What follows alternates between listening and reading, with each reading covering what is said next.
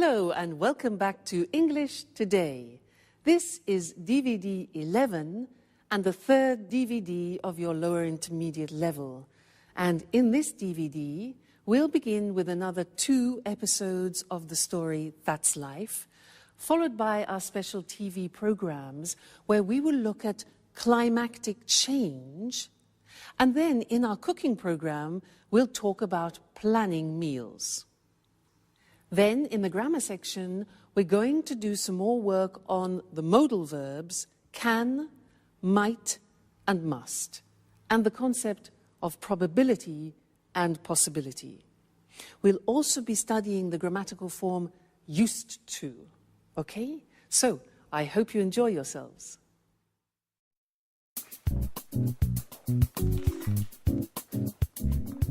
Good morning. Alice, is Anne at home? I just met the postman and this package is for her. No, she's not in now. My, what a large package. Please be careful. I think it contains fragile objects. Hey, Peter, do you know if it contains a set of porcelain plates that she won with the Sweet Biscuits bonus points? Well, I think so. At least that's where the package comes from. All right, Alice. I have to go now. See you later. Anne will be so happy. She's been waiting for it for a long time. Bye.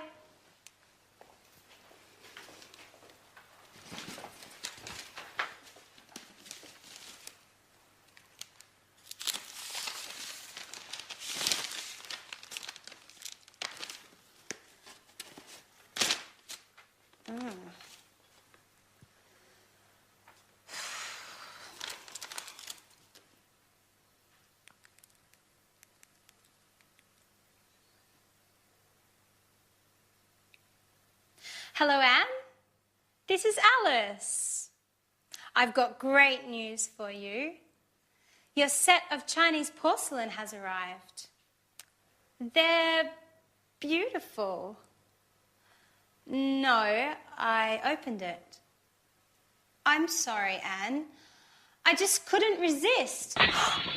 Oh no, Anne, I'm so sorry. It broke. Okay. I'm not allowed to touch any more plates. You're absolutely right. I'm so sorry. Bye.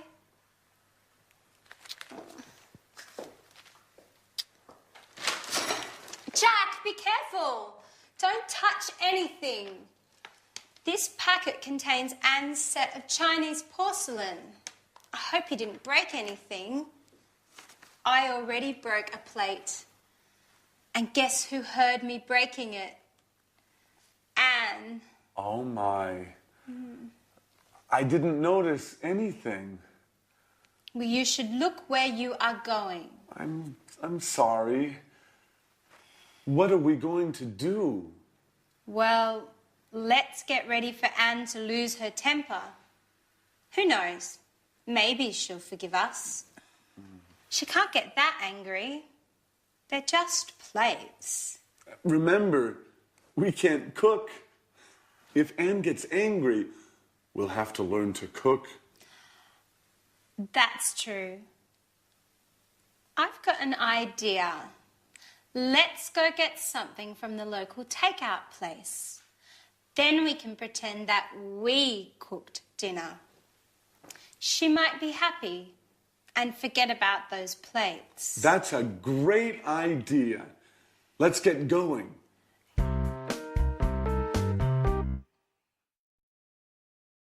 Hello and welcome back again to your live English language program.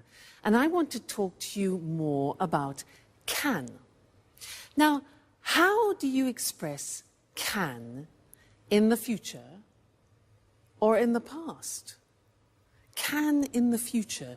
Do we say I will can? What do we say in the past? Now this is interesting because it's very strange. We use the verb to be able to That's what I want to look at now with you on the language screen.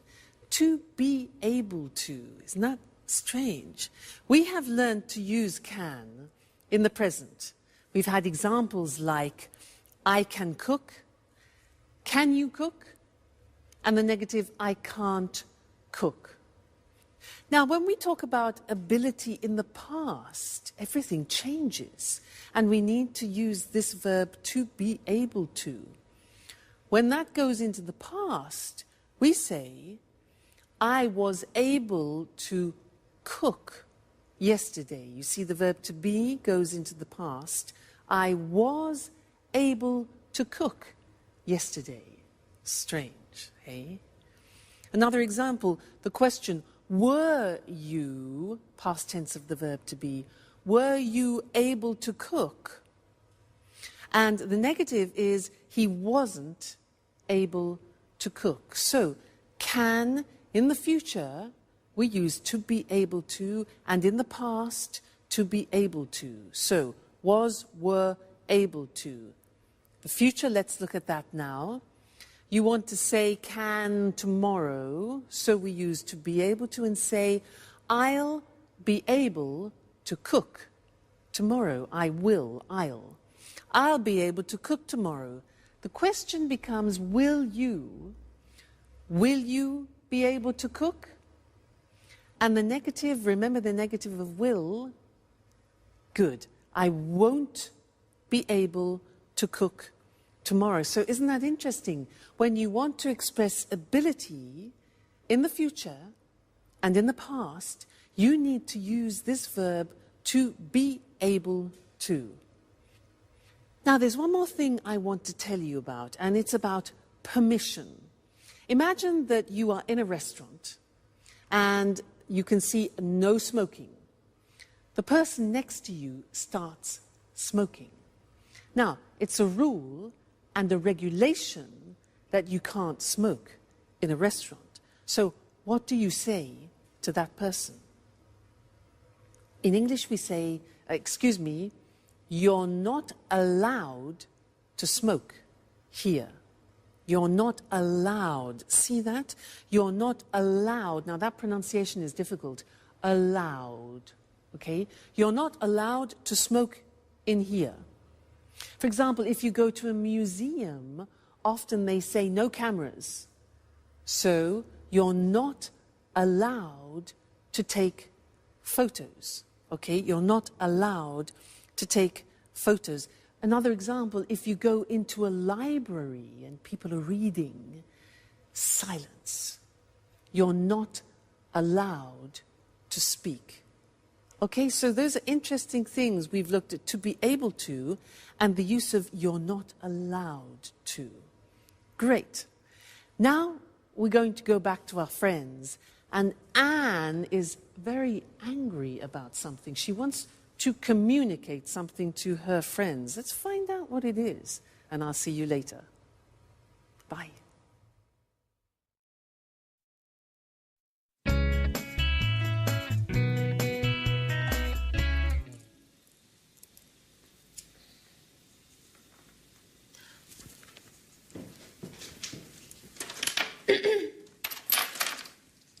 Hi, Anne. What's that you're holding? Hello, everyone. Listen. We need some rules in this house. Living together means obeying some rules. I've written this list of house rules that every person who spends time in this house must follow. No one is allowed to leave this living room until they read and memorize these rules. Bad day, huh? She's right, Jack. Anyway, Anne, dear, what about these house rules? First of all, don't call me Anne, dear. Now listen. Rule number 1. You must never, and I stress never, open my post. Rule number 2. From now on, clean the house at least once a week. Rule number 3. We have to take turns washing up. Rule number 4. Okay. We understand. You must be angry. Well, yes, Jack. I'm very, very angry. I was really looking forward to getting that set of Chinese plates. I saved bonus points for a year eating the same stupid biscuits, which, for your information, I can't stand anymore. I just kept eating and buying them in order to get the set of Chinese porcelain. All for nothing. Oh, please forgive us, Anne. Just tell us where to go and we'll buy you a new set. Well, that's not possible. They were handcrafted in Shanghai. And they cost a fortune. Okay, we'll do our best to make it up. Somehow. Now sit down, Anne. You must be exhausted. Jack and I made dinner for you. You don't have to do anything. We thought of everything. Really? What? You made dinner for me? Yes, Anne. It was the least we could do. Well, okay. I'll forgive you this time. But I warn both of you that I want more discipline in this house. You can't do what you want all the time. We need some rules. Oh, don't roll your eyes while I'm speaking to you. Okay, Anne. You're right. Rules are important. But it's also important to laugh a little. Oh, ha, ha, ha.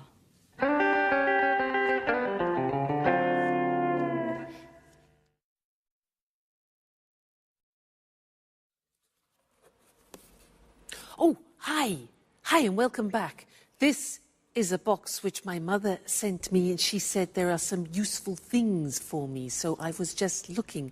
Come and have a look with me. Oh, God. Oh, what's a strain? What's this?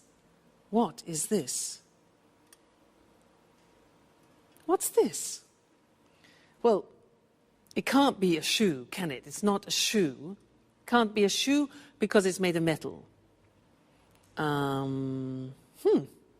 It's made of metal? Well, it might be some sort of lamp or something, like it looks like an Aladdin's lamp, a special lamp. No, but it can't be that. Ah, look, here there's a sort of metal groove, probably for cigarettes. That's it. It must be a cigarette holder, and a type of ashtray, an oriental ashtray. How unusual. That's very typical of my mother. Useful, though. Now, did you see the language that I used? I said, it can't be a shoe. When I say it can't be, it means it's impossible. It's impossible, it's too small, and it's metal. So it can't be a shoe. So I'm talking about probability and possibility, okay? Then I said, well, it might be a magical lamp. Now, might is when you're not sure. Might is M-I-G-H-T. It might be a lamp. So when you're not sure, you say might. Then I said, no. It must be an ashtray. Now, when I say it must be, it's because I'm absolutely sure that the possibility of it being an ashtray is certain, okay? So 3 possibilities. It can't be, might be, and must be.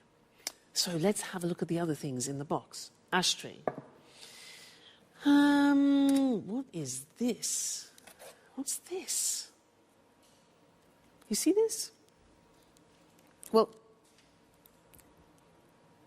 it can't be, I mean, it looks like a negative from a film, doesn't it? No, it can't be a negative because there are no images.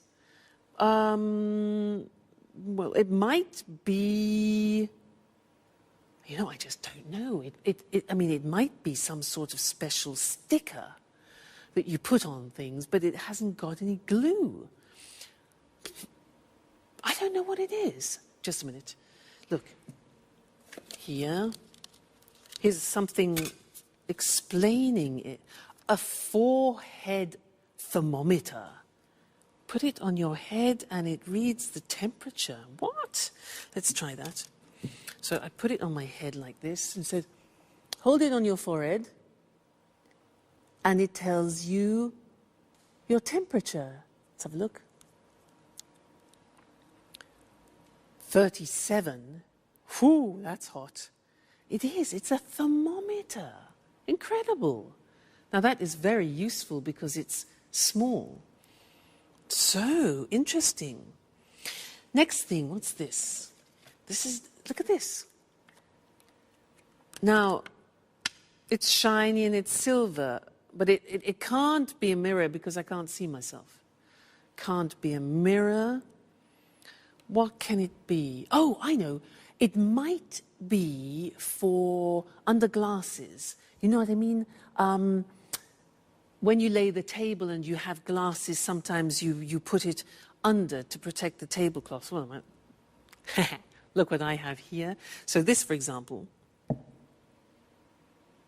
Yeah, but it's a bit strange, isn't it? I mean, it can't be. It can't be that, really. Not made of metal like this. It must be... I don't know again. Wait a minute. Here's the box. A drop stop. A drop stop. It must be something for pouring then. Let's have a look. You put it... let's try. I just so happen to have a bottle here. And it says, put it on the bottle like this. A drop stop. So it stops things from dropping. And pour out the liquid and there are no drops. Let's try that. Let's try. Wow. That works. It doesn't drop. So it must be something for stopping drops. You can see. Fantastic. My mother is a genius. She is full of amazing ideas. Thanks, Mum. Let me show you the language that I was using then. We were talking about probability and possibility, and the first thing that we can talk about is when you are expressing strong probability, is when you think almost certainly you know what something is. So it must be an ashtray. So when I use must, I am 100% sure of something. It must be an ashtray. Now, if you are sure that it isn't something, that it is totally improbable, 100%, the opposite is it can't be. Like that. I said, it can't be a shoe, it's too small. So it must be, it can't be, and then if you're not sure about something, we use the simple verb might. Look at the spelling, M-I-G-H-T. It might be an incense burner, for example. We can also say it could be. Might, could, both express uncertain probability. All right, so this is very useful when you are making deductions. Must be, it can't be, and it might be. So those are the three verbs that we use. Okay, great. So thanks, Mum, and I'll see you again very soon. Bye.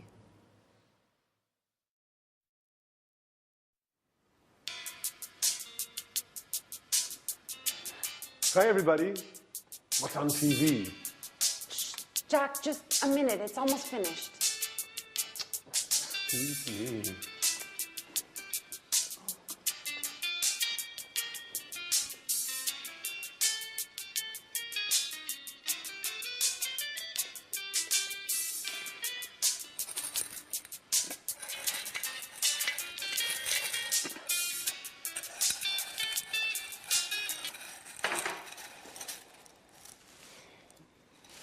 So, what were you watching that was so engrossing?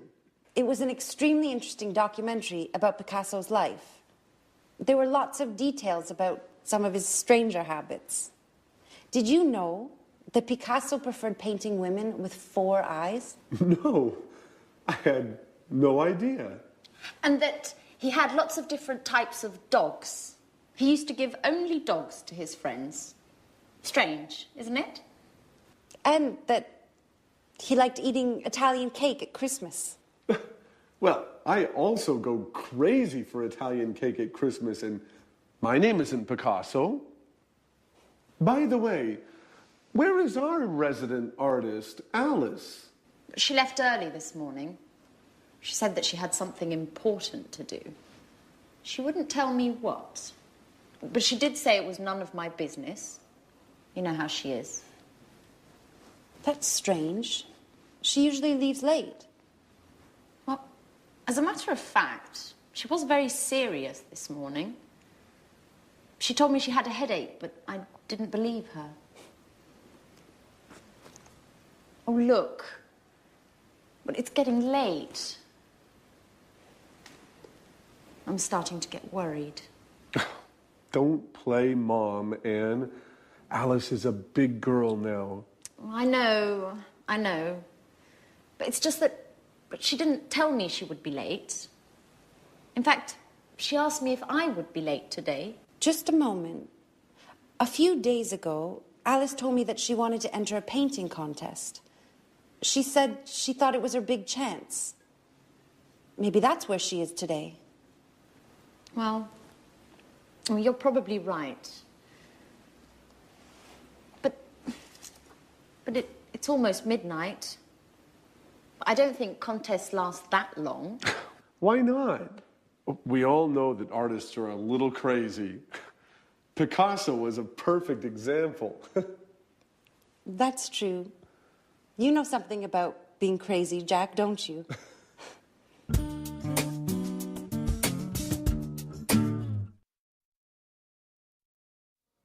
Hello again. Did you hear them talking about Picasso? Some interesting things about him.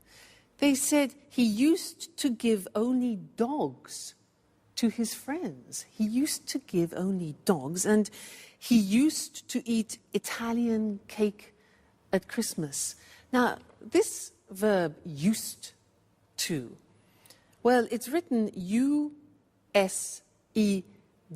but the pronunciation is used, and we'll see that on the screen later. And we use it to talk about habits that people have had in the past and now don't have anymore. And to illustrate this, I have some examples of habits that I have had in the past. For example, this. This is a cigarette. Well, I used to smoke. Now that means that I did smoke in the past, but I don't smoke anymore. I stopped the habit.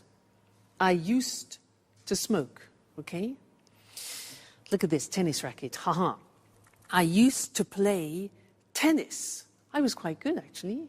I used to play tennis, but then I stopped. I didn't have enough time, too much work.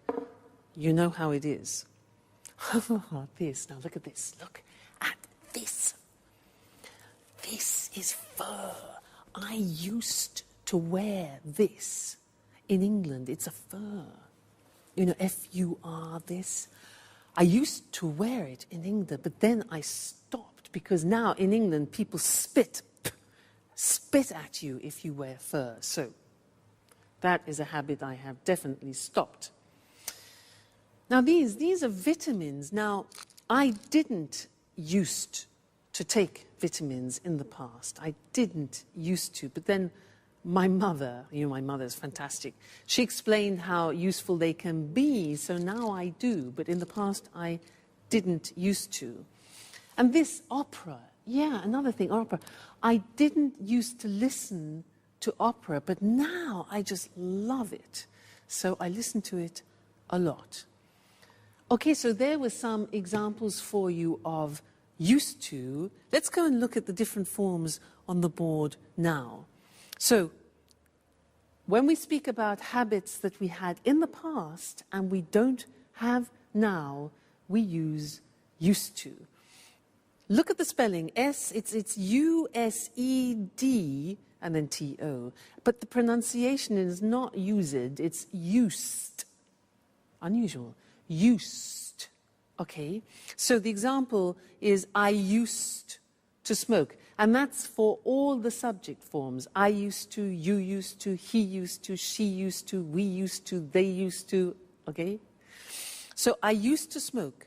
I used to play tennis. I used to wear fur. Okay? Pronunciation used. Now, in the negative, we use the auxiliary did. So I didn't use. Notice we take off the D because it's the infinitive. I didn't use to take vitamins. And I didn't use to listen to the opera. And the question form is easy. It's, did you use to do a lot of sports? Did you used to stay in bed until midday? I remember that. So if you think about your lives and about habits that you had in the past and you don't have now, when you talk about those to people, that's what you use.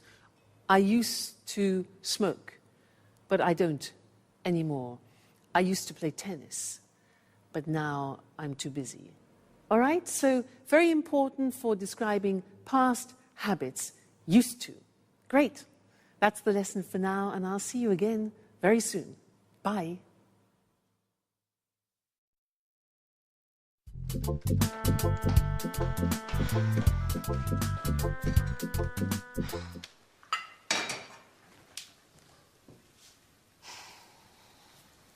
Good morning, Alice. Where were you last night? We were getting worried. Good morning. I'd prefer not to talk about it. Why?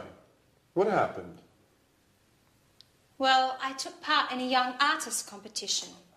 I thought it would be the perfect occasion for me to show my talent. So? How did it go? You made a great impression, didn't you? Well, no. It went badly. They said that I wasn't cut out to be an artist. But the jury was made up of incompetents. Maybe no one appreciates my talent. Oh, come on, Alice, don't take it so badly. You know you are a genius, right? That's all that matters. Yes, just like Van Gogh, who, by the way, only became famous after he had died. Maybe that's my destiny. Maybe you're exaggerating, just a little bit. I mean, Van Gogh, but you don't really think you're in the same league, do you? And why not? No one appreciates my talent either. Anyway, I want your opinions. Wait just a moment while I get something.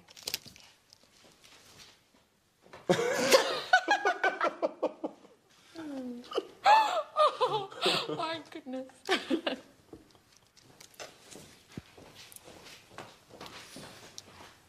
Here you go. This is the painting I took along yesterday. What do you think?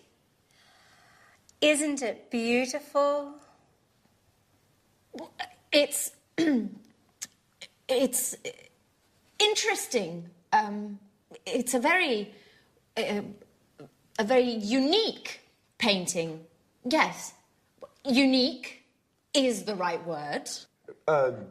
Alice, you know I don't really understand art, don't you? What does it represent? That's the same question they asked me yesterday. I can't believe that. It's so clear.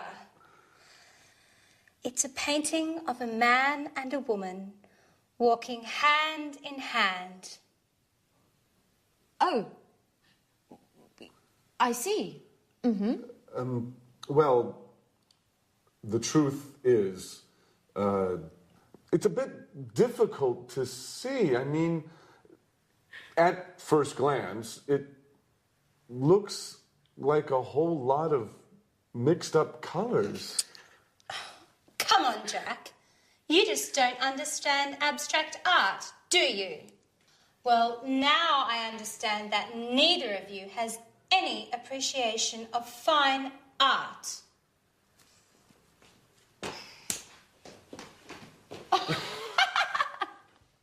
Oh, artists!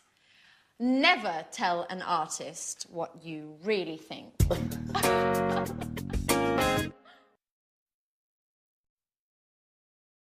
Hello again to you and welcome back for some more English. Did you hear in that last episode how Anne said to Alice, "So how did it go? You made a great impression, didn't you? You made a great impression, didn't you?" Do you remember that grammatical form, didn't you? A question tag, yeah? Remember, we did a lesson about this, and the example we used was, she's unhappy, isn't she? Do you remember that? Yes, I want to give you a little test on it.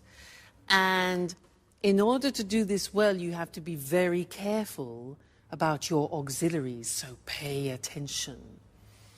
Number one, you're married, question tag. You're married, aren't you?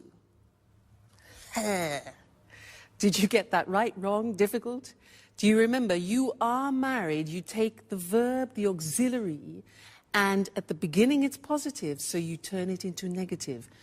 You're married, aren't you? Try this. You didn't go to the party. Didn't is negative, becomes positive. You didn't go to the party. Did you? Great. Next one. He lives in Paris. He lives in Paris. Lives, simple present. Auxiliary. Yeah. Doesn't he? He lives in Paris. Doesn't he? Okay. They aren't French. Aren't. They aren't French. Positive. Are they? Great. Next one. She went to the cinema. She went to the cinema. Auxiliary past tense. Positive, negative. Didn't she? Okay. She went to the cinema, didn't she? All right. You don't like him. You don't like him. Negative. Do you? You don't like him, do you? Great. They were enjoying the show. They were enjoying the show. Past continuous. Weren't they? They were, weren't they? Great. He's coming tomorrow. He's coming tomorrow. Isn't he? Great, you're getting better all the time. They'll be late. They'll be late. Won't they? They'll be late, won't they? And the last one, we can't buy it. We can't buy it. Can we? Okay, so it's negative and positive. We can't buy it. Can. Well done. You know, these are difficult. Only if you know your auxiliary verbs can you do these question tags. So congratulations. We're making progress. Great. So I'll see you in the next lesson very soon. Take care and enjoy studying. Bye. Good morning.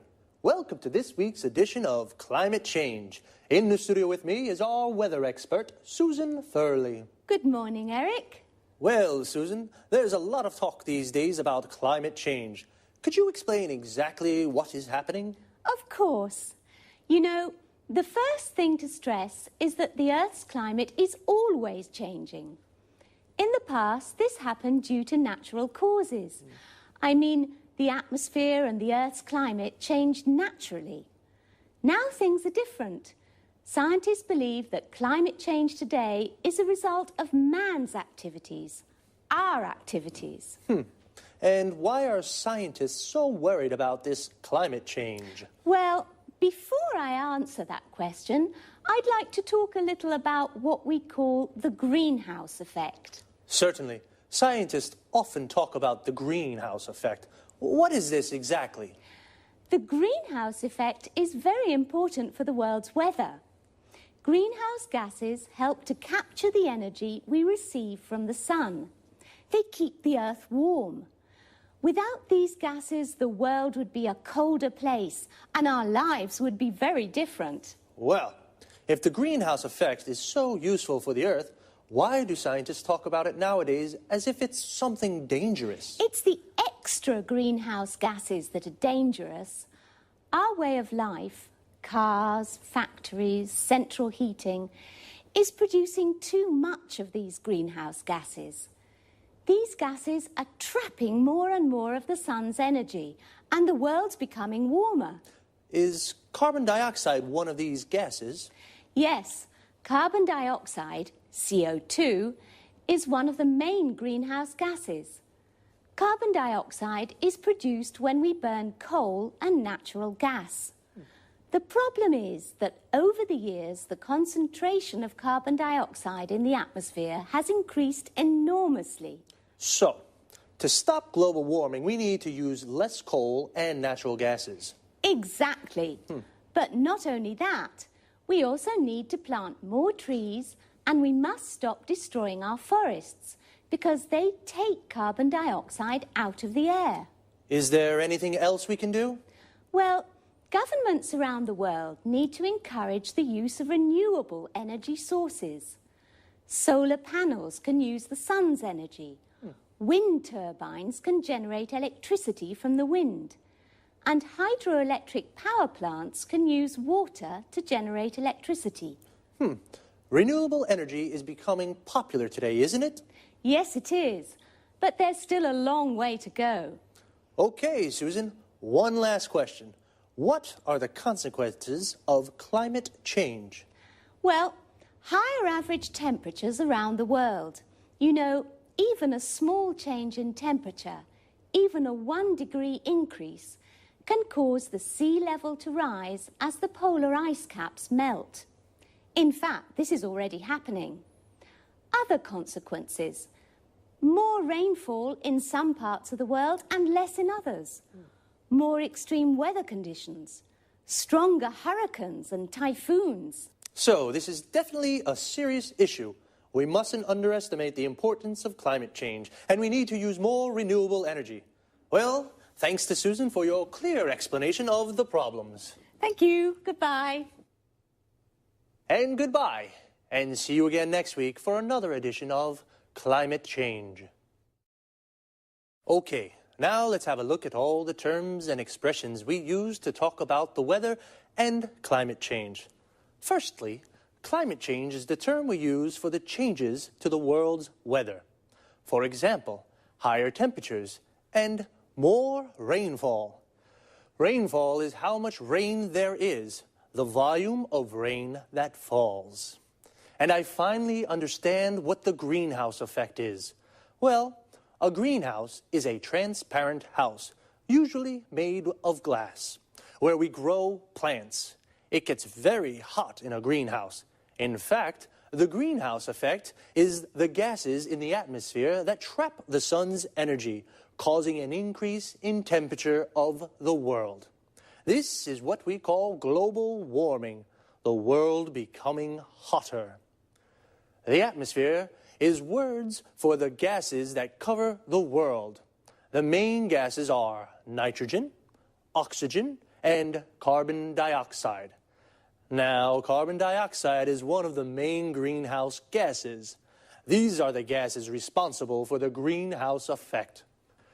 The carbon dioxide in the atmosphere is increasing due to man's activities, so we have to do something to reduce it. We use the expression due to say as a result of. Susan said we should use more renewable energy sources. Renewable energy is energy from the sun, the wind, and water. For example, solar panels generate electricity from the sun, and wind turbines generate electricity from the wind. The verb to generate means to make. Well, renewable energy is becoming popular today, which is good, but there's still a long way to go. This expression, there's a long way to go, means that there is still a lot we have to do before we reach our objective, which is to reduce global warming. We've run out of time, so that's all for now. See you soon. Welcome to Cooking Today. All homemakers will be thrilled to know that we're back with Lisa French. Thank you for inviting us into your lovely home once again, Lisa. I'm glad to have you. Now, Lisa, Leslie Forbes from Newcastle-on-Tyne is desperate. Her family's always complaining about her cooking. They say it's really, yucky, and they sneak out to get junk food. How can she make her meals more appetizing? Well, actually, it's just a matter of good meal planning. That sounds rather serious. Yes, it is, but it can also be a fun challenge. This means preparing food that's healthy as well as appealing and involves the senses such as smell, taste, and sight. Is that why they say your eyes are bigger than your stomach? Not exactly. Now, getting serious, when you say healthy, you're referring to nutrition, aren't you? Yes, of course. Nutrition is the key to good health. As a matter of fact, nutritionists agree that a varied diet is fundamental for physical and mental well-being. Well, what are the correct guidelines to good nutrition? As you can see, I have an example of a food pyramid here. These 6 main food groups contain the nutrients essential to a well-balanced diet. Why a pyramid? Because it enables us to understand the correct number of servings per day. Can you give an example? Certainly. You see, the largest group includes bread, cereal, rice, and pasta. Then, going up the pyramid, you find fruits and vegetables. Then meats and dairy products. What's at the top? You mean here? These are fats, oils, and sweets, which, although essential to the diet, must be eaten in moderate quantities. Now, going back to Leslie's request, how can she make tasty meals for her family? If she hasn't much time for shopping, she can make a weekly plan. Besides a correct diet, she must consider the likes and dislikes of her family. You're telling me. In my family, my son hated beans and my daughter was allergic to milk. That's a common problem. The thing is to compensate with food belonging to the same group or supplements. Really? That's good to know. A little secret. If you truly enjoy preparing meals, then your family will probably enjoy eating them. How can I get my family to enjoy my cooking? Just be creative. Think like an artist. Play with the colours, shapes, and texture of food. Oh my gosh! How time flies. We've got to wind this up. Lisa, thank you for inviting us into your home again. It's been a pleasure being here. Thank you for coming. And now, let's pay attention to some expressions used in the dialogue. We've talked about meals, breakfast in the morning, lunch at noon, dinner, or in the U.S., supper at night. In the U.S., a dinner is the main meal of the day, even at lunchtime. Notice that in the UK, tea is sometimes used instead of dinner. When we refer to specific times during the day, we can say lunchtime, tea time. Lisa showed a food pyramid.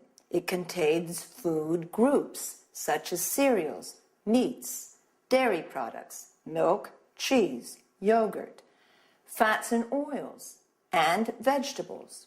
All these foods contain nutrients. Then some positive adjectives used to define food are appetizing and healthy, while yucky is something rather disgusting. Moreover, the expression junk food refers to food which is not considered healthy at all. We say diet to indicate what we eat. It also means a series of rules to be followed to improve one's health. If we want to lose weight, we say, I'm on a diet. A diet is correct when it's varied or well-balanced. If you're allergic to a type of food, eating that food can make you ill or cause skin problems. Lisa talked about texture food. For example, food can be defined soft, crispy, crusty, or shape. Food can be cut into slices, cubes, and rings. During the interview, I quoted a common way of expressing that somebody has put more food on their plates than they're actually able to eat. Your eyes are bigger than your stomach. All right, that's all this week. Bye-bye.